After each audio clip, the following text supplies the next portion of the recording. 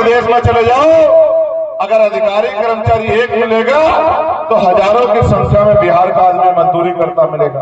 और आपको कोरोना जैसा समय याद होगा जब सरकारों ने हाथ खड़े कर लिए थे और आपको अपने घर लौटने के लिए भी सड़क के रास्ते, ट्रेन की पटरी के रास्ते आना पड़ा। कितने लोगों की जान चली गई, भूखे प्यासे रहते, किसी धन्ना सेठ के दरवाजे आपके लिए नहीं खुले। अगर तब भी किसी ने आपकी मदद की होगी तो वो गरीब किसान मजदूर होगा जिसने आपको पानी पिलाने का काम किया होगा, हाथ बढ़ा के आपको ठहरने के लिए जगह देने का काम किया होगा।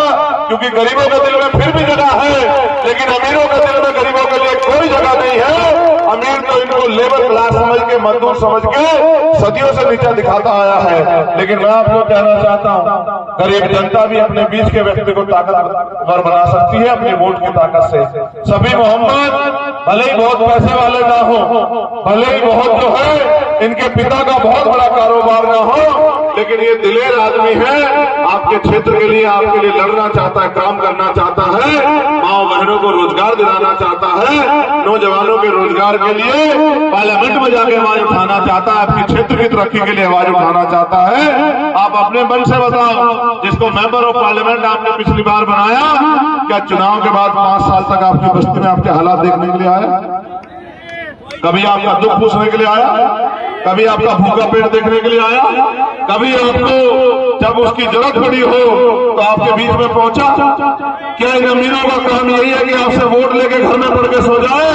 मैं ये नहीं जानता परिणाम क्या होगा, मगर अगर यहाँ की जनता ने शफी मोहम्मद पर भरोसा किया, भीम आर्मी आजाद समाज पार्टी के संघर्षों पर भरोसा किया और एक एक वोट इतने इंसान को दिया, तो इन अमीरों को ये सबक लग जाएगा कि गरीब अब किसी के गुलाम नहीं, गरीब अब किसी के मोहताज नहीं, गरीब अब किसी के जागीरदार के जो है गुलाम नहीं, जो उनके ऊपर कोई भी कुछ भी थोप देगा। वोट का निर्णय आपके हाथ में है। 25 तारीख को आप वाल्मीकि नगर का 5 साल का मुस्तकबिल भविष्य लिखने जाओगे, तो जब आप भविष्य लिखने जाओ तो ये भी याद रखना, इन पैसे वालों की भीड़ में एक आपका काम करने वाला भाई भी केतली के निशान पे आपके हक अधिकारों की रक्षा करने के लिए संघर्ष कर रहा है। और अगर आपने अपने वोट का सही इस्तेमाल किया तो ये गरीब का बेटा, ये आपके बीच का आपका साथी, ना ये हरियाणा का है, ना ये पटना का है, ये तो यही इस मिट्टी में जन्मा है, आपके बीच का है, आपका दर्द जानता है, आपकी समस्या जानता है और 24 घंटे 7 दिन आपकी लड़ाई लड़ने का काम करेगा।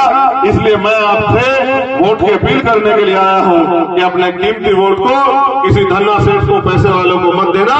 अपने एक एक वोट को केतली के निशान पे भाई शफी मोहम्मद जी को देके जो संघर्ष हमारे भीम आर्मी के प्रदेश के लोगों ने, हमारे जिले के लोगों ने, प्रखंड के हमारे लोगों ने आंधी तूफान की परवाह न करके, धूप छाव की परवाह न करके हर गरीब किसान, कमजोर मजदूर, महिलाओं की आवाज उठाने का काम किया, उनके संघर्षों को ध्यान में रखते हुए वोट को केतली के निशान पर डालकर इनकी मेहनत को मजबूत करना और आने वाले कल के लिए अपने बच्चों के भविष्य को सुरक्षित करना।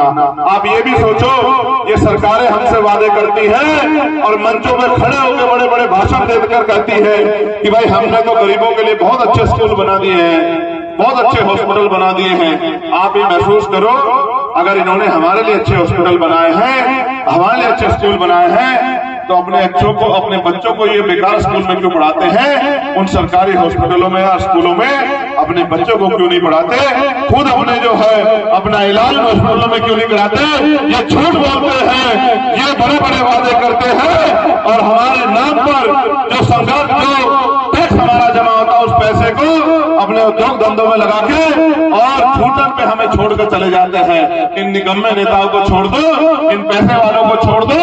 इन्होंने राजनीति को व्यापार बना दिया है कि पैसा खर्च करो और पैसा कमाओ और जनता को बेवकूफ बनाओ। जनता बेवकूफ ना बने, जनता इनकी बातों में ना आए।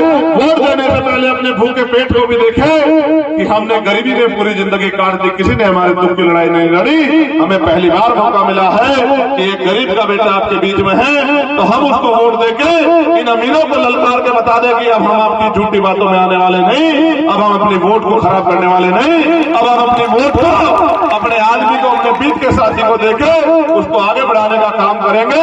जो पार्लियामेंट में जाके हमारे क्षेत्र में रोजगार, उद्योग धंधे लगे, इंडस्ट्रियल एरिया लगे, अच्छे स्कूल कॉलेज यूनिवर्सिटियां बने, एम्स जैसे हॉस्पिटल बने, सड़कें अच्छी हो, बिजली पानी की व्यवस्था अच्छी हो, इस तमाम तरह की जो बुनियादी सुविधाओं को दिलाने का काम करें। इसलिए मैं आपसे अपील करने आया हूँ। मैं अपनी माए बहनें जो बैठी हैं, ये बताओ, जब बच्चे के इलाज की जरूरत होती है तो पैसे की जरूरत होती है, तो कोई नेता ढूंढना मिलता है?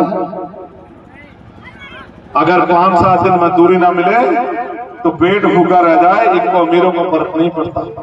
जब बारिश बरसात आती है, मैं तो बिहार को जानता हूं, जब बाढ़ आती है 3-3 महीने आप अपना पेट काट के जीते हो, अपमान का जीवन जीते हो, कभी आपकी तरफ पलट के नहीं देखते। इनका काम है आपसे वोट लेना और अपने पावर बढ़ाना, अपना पैसा बढ़ाना, अपने लोगों को आगे बढ़ाना और गरीबों को जुल्म के साथ जीने देना। इस लड़ाई को हमें आज नहीं तो कल खत्म करना है। आपके पास 2 रास्ते हैं, करो या मरो। जुल्म जाते सहते हुए मरने से अच्छा है कि लड़कर मरो, हक अधिकार के लिए संघर्ष करो।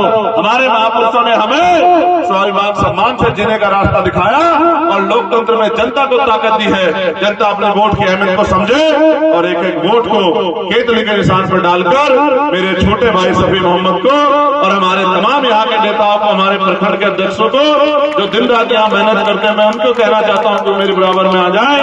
मैं उनके संघर्ष को भी धन्यवाद करता हूँ, क्योंकि मैं जानता हूँ कि ये भूखे रह सकते हैं, लेकिन जब समाज को इनकी जरूरत हो, ये अपने घर में पढ़ के नहीं सो सकते। ये बाबा साहब अम्बेडकर के सिपाही हैं। मैं इन सब भाइयों का धन्यवाद देता हूँ। ये कल का भविष्य है, इनकी तरफ देख लो। ये आपके अमीरों नबी नेताओं जैसे नहीं है जो आपका हाथ छोड़ देंगे। ये 24 घंटे 7 दिन आपकी सेवा करेंगे, आपके लिए संघर्ष करेंगे, बेटे बन के, भाई बन के आपकी आवाज उठाने का काम करेंगे। और जो अगर कोई आप पर जुल्म करेगा तो आपकी ढाल बन के, आपकी लाठी बन के उसको जवाब देने का काम करेंगे। इसलिए मैं आपसे कहना चाहता हूं कि इन नौजवानों के संघर्ष